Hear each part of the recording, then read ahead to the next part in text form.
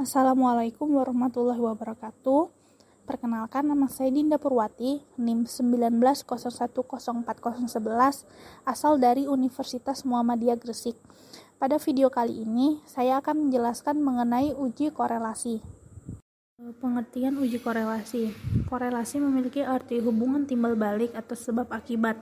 Sedangkan uji korelasi merupakan teknik analisis yang digunakan untuk mengetahui ada tidaknya hubungan antar dua variabel yang diuji.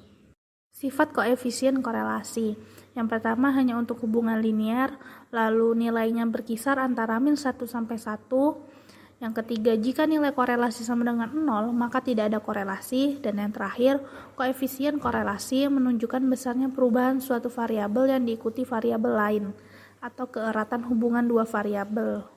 Manfaat analisis korelasi yaitu dapat digunakan dalam menyatakan tentang derajat antara kekuatan dengan hubungan variabel, sehingga dapat mengetahui hubungan variabel dengan mendeskripsikan tentang gambaran yang akan bermanfaat.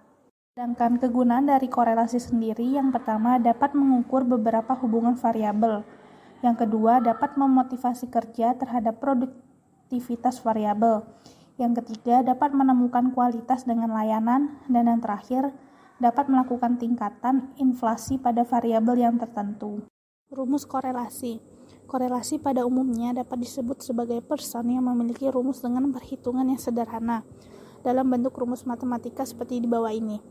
RXY sama dengan sigma XY dibagi akar sigma X kuadrat Y kuadrat.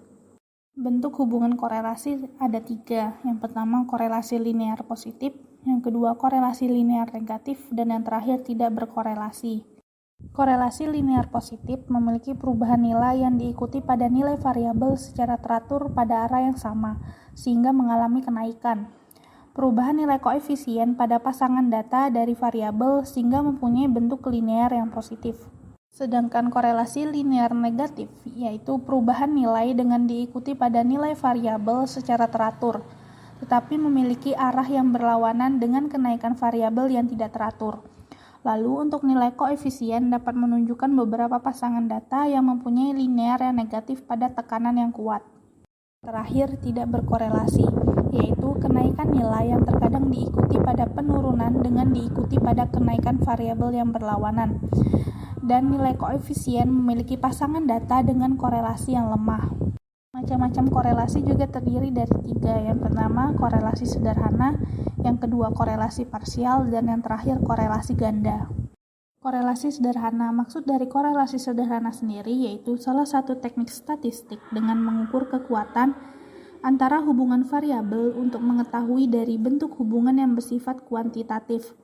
Kekuatan hubungan tersebut memiliki variabel dengan hubungan erat, lemah, sedangkan bentuk linear positif atau bentuk linear yang negatif dengan cakupan teknik-teknik dari pengukuran asosiasi. Korelasi parsial yaitu salah satu metode untuk pengukuran tentang keeratan antara hubungan variabel yang bebas dengan variabel yang tidak bebas, sehingga dapat dengan mudah untuk mengontrol dari salah satu variabel.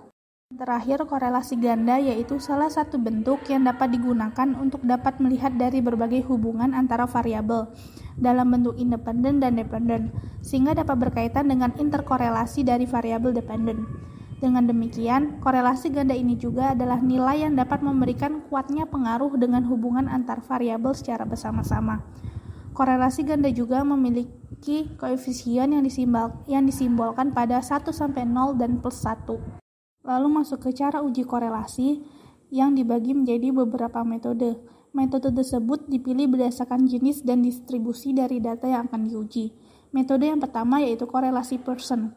Metode ini dapat digunakan dengan kondisi data sebagai berikut. Yang pertama, data memiliki skala interval atau rasio. Lalu, korelasi antara dua variabel harus linear. Cara pengujian dengan SPSS seperti dijelaskan pada PPT di bawah ini. Yang kedua yaitu korelasi Spearman. Koefisien korelasi Spearman merupakan pengukuran korelasi yang digunakan bila data yang digunakan bersifat ordinal atau peringkat. Korelasi Spearman sendiri memiliki 2 kondisi penggunaan. Yang pertama, di mana data yang digunakan bersifat unik atau tidak ditemukan data ganda. Yang kedua, kondisi di mana data yang digunakan terdapat data ganda atau ganda. Cara pengujian dengan SPSS dijelaskan seperti PPT di bawah ini. Yang ketiga yaitu korelasi kendal tahu. Uji korelasi kendal sebenarnya hampir sama dengan korelasi Spearman. Namun yang membedakannya adalah pada uji ini data harus berasal dari satu sumber yang sama atau berpasangan. Contohnya yaitu data berat dan tinggi badan siswa, di mana kedua data tersebut sama-sama berasal dari sumber yang sama yaitu satu orang siswa. Cara pengujian dengan SPSS seperti dijelaskan pada PPT di bawah ini. Yang terakhir adalah korelasi chi-square. Korelasi chi-square menggunakan data yang berskala nominal.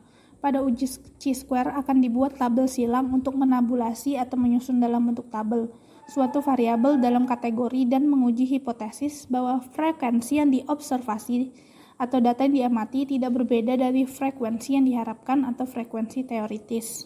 Sekian penjelasan saya mengenai uji korelasi. Saya tutup. Wassalamualaikum warahmatullahi wabarakatuh.